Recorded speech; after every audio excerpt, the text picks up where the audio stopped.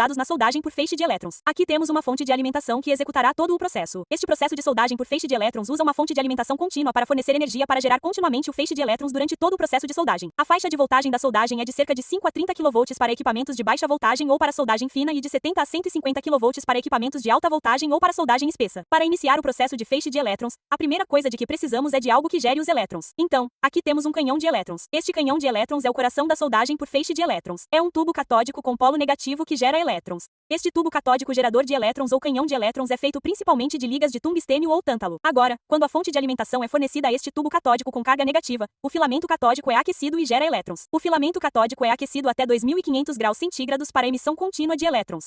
Agora, quando os elétrons são gerados, precisamos aumentar a velocidade dos elétrons para o processo de soldagem. Para aumentar a velocidade e acelerar os elétrons, precisamos criar uma diferença de potencial entre este cátodo e um ânodo. Então, aqui temos um ânodo que é um terminal positivo. Quando a energia é fornecida ao ânodo e ao cátodo, uma diferença de potencial de cerca de 30 kV a 175 kV é criada entre o ânodo e o cátodo. Devido à diferença de potencial criada entre esses dois terminais, o ânodo acelera os elétrons vindos do cátodo e forma um jato de elétrons. Portanto, esse ânodo é um polo positivo que fica logo após o canhão de elétrons. Sua principal função é atrair elétrons com carga negativa gerados pelo cátodo. Acelerar esses elétrons e afastá-los para que não se afastem e possam ser focados juntos em direção aos próximos componentes.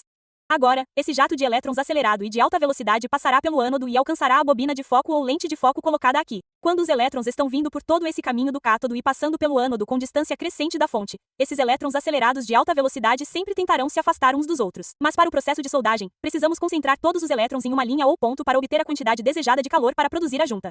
Assim como uma lente convexa ou lente convergente que concentra todos os raios de luz dispersos que entram em um ponto. Quase da mesma forma, aqui temos uma bobina de foco ou lente de foco que impede que os elétrons acelerados de alta velocidade que entram se dispersem e fornece um caminho de foco para esses elétrons. O jato de elétrons acelerados agora seguirá esse caminho de foco e se moverá junto. Nesta parte aqui temos uma bobina defletora. Esta bobina defletora desvia o feixe na área de solda necessária na peça de trabalho onde precisamos que a junta de soldagem ocorra. Aqui temos a peça de trabalho ou as peças que serão unidas. Há um acessório aqui embaixo no qual a peça de trabalho é fixada firmemente para que ela não se mova durante a opção de soldagem. Esta operação de soldagem ocorre dentro da câmara de vácuo. A peça de trabalho fixada no acessório é colocada dentro desta câmara de vácuo. Quando essa bobina defletora desvia o feixe, esse jato de elétrons acelerados de alta velocidade entra nessa câmara de vácuo e se concentra no ponto onde o feixe é desviado para criar a soldagem na peça de trabalho. O que realmente acontece nesse ponto da peça de trabalho é que quando elétrons altamente acelerados com energia cinética se concentram e atingem esse ponto da peça de trabalho, a energia cinética desses elétrons se converte em energia térmica e produz calor. Esse calor funde e derrete as peças de metal e cria uma junta ou soldagem entre elas.